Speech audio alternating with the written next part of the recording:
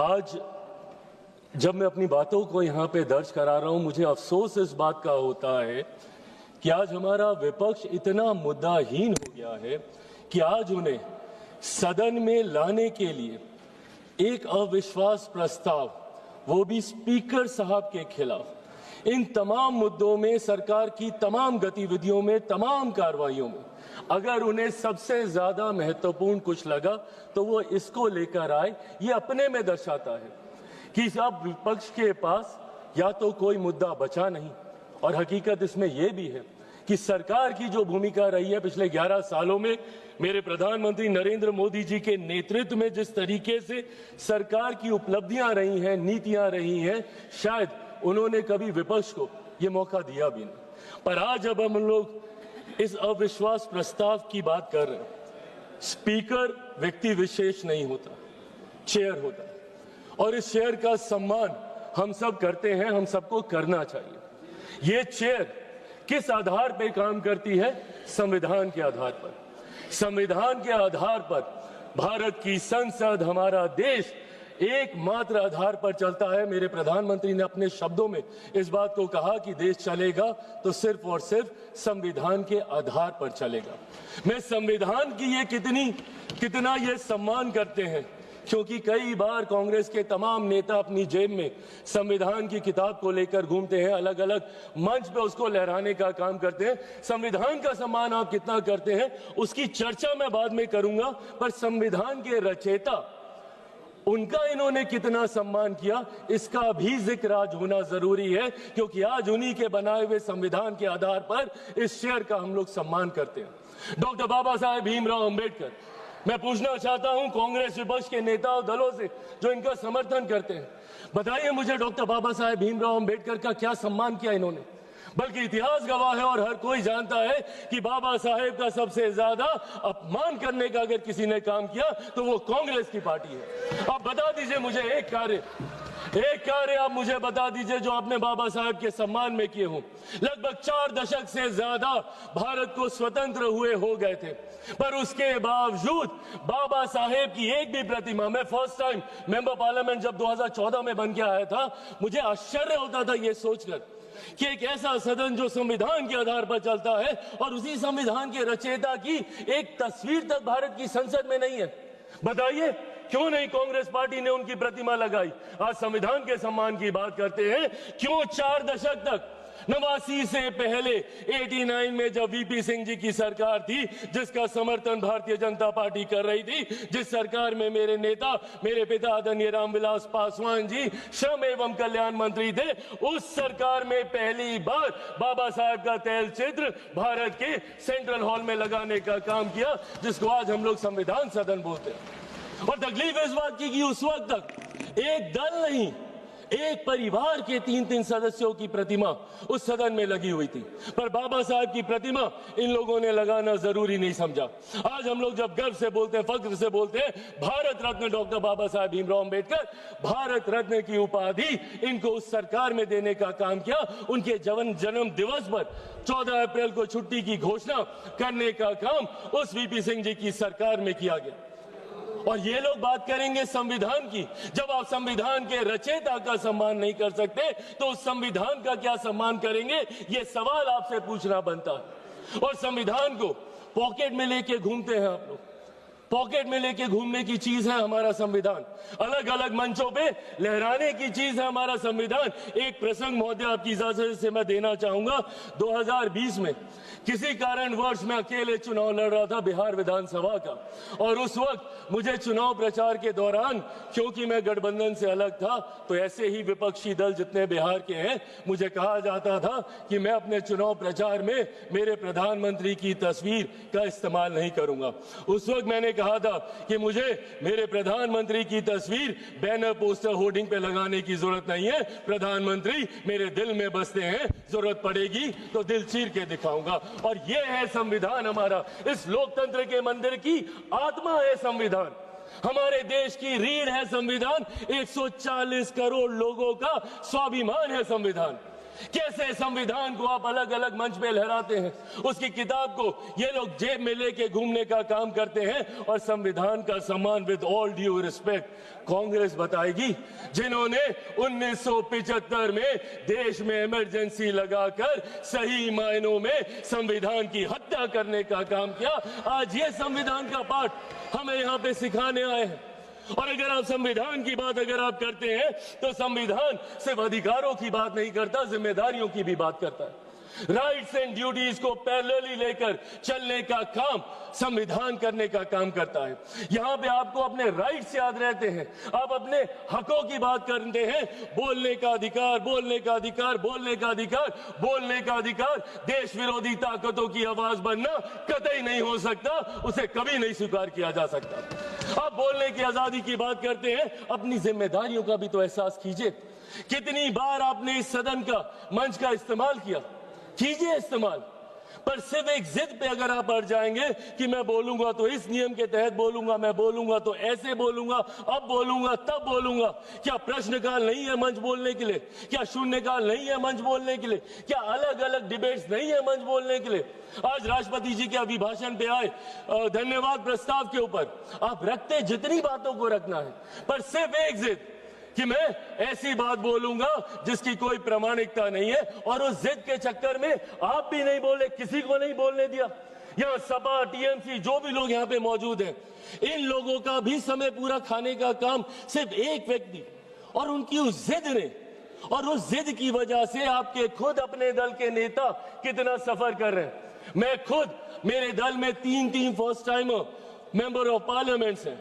मैं चाहता हूं कि उन्हें ज्यादा से ज्यादा मौका मिले। आपकी पार्टी में कितने फर्स्ट टाइमर्स होंगे, सपा में कितने होंगे, टीएमसी में कितने होंगे? सदन चलेगा तब तो बोलने का मौका मिलेगा। और कितने मौके मिलते हैं भाई, बाकियों को तो फिर भी समय मिल जाता है। जो बड़े चेहरे होते हैं वो मीडिया के माध्यम से अपनी बातें रख लेते हैं, बट कोई पहली बार का सांसद अपने क्षेत्र में दिखाने के लिए कि मैंने तुम्हारे लिए सवाल उठाया, प्रश्नकाल ही होता है। उनके पास यही 0 आवर होता है, या अगर कभी कोई डिबेट होती है तो उनकी पार्टी उनको मौका देती है, यही मौके होते हैं ना। तो इन मौकों का इस्तेमाल करने की बजाय अगर संसद में गतिरोध ही चलता रहेगा, संसद को आप चलने ही नहीं देंगे, और क्यों नहीं चलने देंगे? सिर्फ एक जिद की वजह से। और जिद पे क्या याद आता है? अधिकार, बोलने का अधिकार, बोलने का अधिकार। आपकी ड्यूटीज कहां जाती है? My right to move my hand stops when the nose of the other person starts. आपको रुकना होगा, आपको अपनी जिम्मेदारियों का एहसास करना होगा, और आपकी जिम्मेदारी ज्यादा है। आप विपक्ष हैं, विपक्ष का काम है सरकार को घेरना। घेरिए। रोज सुबह हम मंत्री तैयारी करके आते हैं, रात रात भर हम लोग बैठते हैं कि कल सदन में सवाल है, पूछिए सवाल, देंगे हम जवाब। अकाउंटेबिलिटी तय कीजिए, बट अकाउंटेबिलिटी तय करने की रिस्पॉन्सिबिलिटी आपके ऊपर है। ये आपकी जिम्मेदारी है कि हमारी जवाबदेही को आप तय करें, पर ये जवाबदेही आप तय नहीं कर रहे। प्रश्नकाल नहीं चलने देते, शून्यकाल नहीं चलने देते। क्या ये वो मंच नहीं है? सदन में सिर्फ आप एक विषय पर बोलेंगे तभी आपकी बात दर्ज की जाएगी। और यही कारण है, यही कारण है कि एक के बाद एक के बाद एक के बाद एक देश की जनता इन्हें नकारने का काम कर रही है। मैं बिहारी हूं, बिहार की धरती से आता हूं। जयप्रकाश नारायण जी ने बिहार की धरती पर ही वहां के गांधी मैदान में संपूर्ण क्रांति का आह्वान किया था, और वो संपूर्ण क्रांति का आह्वान कांग्रेस की सत्ता को ही उखाड़ फेंकने के लिए किया था। उन्होंने कहा था, सिंहासन खाली करो कि जनता आती है। और आज वही काम देश की जनता के समर्थन से मेरे प्रधानमंत्री कांग्रेस मुक्त भारत करने का कर रहे हैं। क्यों? क्योंकि आपका आचरण ऐसा है। इस तरीके के आचरण को कतई नहीं स्वीकारा जा सकता। सदन में इस तरीके से आना, टेबल पर चढ़ जाना। मैं खुद सनातनी हूं, मैं मानता हूं अगर ये लोकतंत्र का मंदिर है तो यहाँ पे रखे कागज, टेबल, कुर्सी मां सरस्वती का रूप है। किस तरीके से आप कागज फाड़ते हैं, एसजी साहब के टेबल पे आप खड़े हो जाते हैं, चेयर तक आप जाने का काम करते हैं। इस तरीके का आचरण, और कैसे हम इसको न्यू नॉर्मल मान लें? क्योंकि ये आचरण निरंतरता में होता गया तो परंपरा बन जाएगी, और परंपराएं उदाहरण बन जाएंगी। और कल जो हमारी जगह यहाँ पे बैठा होगा वो आज का उदाहरण दे रहा होगा। इसीलिए जरूरी है आज की तारीख में हमें अपने आचरण को सुधारने की। एक के बाद एक जब मैं विपक्ष की जिम्मेदारियों की बात करता हूं, लोकतंत्र की खूबसूरती है सत्ता पक्ष विपक्ष। जहां सत्ता अपनी बात रखेगी, विपक्ष अपनी बात रखेगा। क्या है इनका ऑल्टरनेट विजन? एक विजन बता दें मुझे। अगर सरकार ये गलत कर रही है तो ये चीजें हैं, आप इसको सही कीजिए। ऑल्टरनेट विजन आप देंगे नहीं, सिर्फ आरोप लगाएंगे और लोगों को भ्रमित करने का काम करेंगे। आज तक इन लोगों ने लोगों को सिर्फ विपक्ष ने डराकर अपनी तरफ करने का काम किया। एक के बाद एक ऐसे मुद्दे उठाते हैं और उसको लेकर भ्रम फैलाने का काम करते हैं। कभी सीए का मुद्दा उठाते हैं, हम लोग सदन में कह के थक गए भैया कि सीए का कानून एक ऐसे नागरिकता देने वाला कानून है जहां पे वहां दूसरे अल्पसंख्यक लोगों को नागरिकता देने का कानून है, जहां पे बहुसंख्यक ही मुसलमान है। अब मुसलमानों के बीच में जाके भ्रम फैलाना, नागरिकता छीन ली जाएगी, नागरिकता छीन ली जाएगी। किसकी नागरिकता छीन ली गई? पूरी लोकसभा का चुनाव ये लड़ते रहे कि अगर वापस से मोदी जी तीसरी बार आ गए तो संविधान की हत्या हो जाएगी, लोकतंत्र समाप्त हो जाएगा, आरक्षण समाप्त कर दिया जाएगा। किसका आरक्षण छीन लिया गया? कहां का लोकतंत्र समाप्त हो गया? कौन से संविधान की हत्या कर दी गई? एक के बाद झूठ बोलना और इस तरीके से लोगों को भ्रमित करना। और अब नया हथियार इनको मिला एसआईआर को लेकर। एसआईआर को लेकर सदन नहीं चलने देंगे, उसको लेकर हंगामा करेंगे। अरे प्रभु, एसआईआर पहली बार थोड़ी हुआ, आपके समय पे भी हुआ था। उस वक्त क्या हो गया एसआईआर को लेकर? और एसआईआर का जवाब तो बिहार की जनता ने दिया ना। एलओपी गए थे वहां पे 10-12 दिन वहां पे करके आए और ऐतिहासिक हार वहां पे दर्ज करा कर आए। अपने साथी दलों की भी ऐतिहासिक हार वहां पे दर्ज करा कर आए। हकीकत यह है कि एसआईआर नहीं, जो ये वोट चोरी बोलते हैं, वोट चोरी नहीं, इनका जनादेश चोरी होता जा रहा है। और इस बात का एहसास ही इनको नहीं हो रहा। क्योंकि ये अपनी अंतरात्मा में झांक के नहीं देखते। इनको आरोप लगाना है पर आत्ममंथन नहीं करना। इनको दूसरे से सवाल पूछने हैं बट खुद से कभी सवाल नहीं करने, और यही कारण है। और आज एक व्यक्ति का विरोध करते करते, मेरे प्रधानमंत्री का विरोध करते करते अब देश का विरोध करने लग गए। एआई समेट जहां पे अंतरराष्ट्रीय जगह से लोग आए हैं, इंटरनेशनल मीडिया वहां पे मौजूद है। और क्या कर रहे हैं आप? और एक ऐसा समिट जहां पे दूसरे देशों के राष्ट्रीय अध्यक्ष आकर हमारी प्रणाली की तारीफ कर रहे हैं, जिसका विरोध इन्होंने उस वक्त भी किया था। यूपीआई के वक्त इन्होंने कहा था कैसे होगा, एक औरत जो ठेले पे है वो कैसे उसकी पेमेंट करेगी, पॉश मशीन कहां से लगेगी। और आज उसी की तारीफ फ्रांस के राष्ट्रीय अध्यक्ष करके जा रहे हैं। और उस समिट में इन्होंने देश को अपमानित करने का काम किया।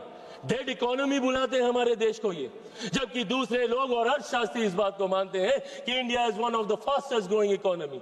ग्लोबल चैलेंजेस होने के बावजूद हमारी अर्थव्यवस्था मजबूत होती जा रही है। क्या ये सामान्य बात है कि दहाई के आंकड़े से धीरे धीरे हम लोग करते करते चौथे नंबर पर आ गए? आने वाले दिनों में वो दिन भी दूर नहीं जब हमारा देश दुनिया की तीसरी सबसे बड़ी अर्थव्यवस्था होगा। और ऐसे में आप हमारे देश की इकोनॉमी को और हमारे देश की इकोनॉमी को हमारे ही लोग डेड इकोनॉमी बताने का काम कर रहे हैं। इसीलिए आज इस मंच के माध्यम से बस मैं ये आग्रह करूंगा, एक बार मदद कर दें, कहां पे दे तो दो। इसीलिए आज इस मंच के माध्यम से मैं आग्रह करूंगा और विपक्ष से भी करूंगा, and I think it's our collective responsibility. जहां चुनाव लड़ना था हम लोग लड़ आए, जितने आरोप प्रत्यारोप करने थे हम कर आए, और हमें कई मौके मिलेंगे। अभी फिर असम में मौका मिलेगा, बंगाल में मिलेगा, हर राज्य में मिलेगा। जब तक वन नेशन वन इलेक्शन नहीं आता, हमें हर दूसरे तीसरे महीने हमें मौका मिलता रहेगा आरोप प्रत्यारोप करने का। पर सदन को तो इससे बख्शे। Let it be a collective responsibility of all of us to come together। और यहाँ पे बात हो, और बात होनी जरूरी है। सहमति असहमति की बात नहीं है, बात होनी जरूरी है। आप अपना पक्ष रखें, हम अपना पक्ष रखेंगे, लोगों को उसके बाद फैसला करने दीजिए। आप राष्ट्रपति जी के अभिभाषण पे आपके पास पूरा समय था, आप राष्ट्रपति जी के सम्मान की बात करते हैं। क्या आप बताइए, उनके अभिभाषण पे आए धन्यवाद प्रस्ताव का इस तरीके से निरादर करना, क्या ये उनका अपमान नहीं था? जिस तरीके से विपक्षी दल बंगाल वो गई थी, जिस तरीके से वहां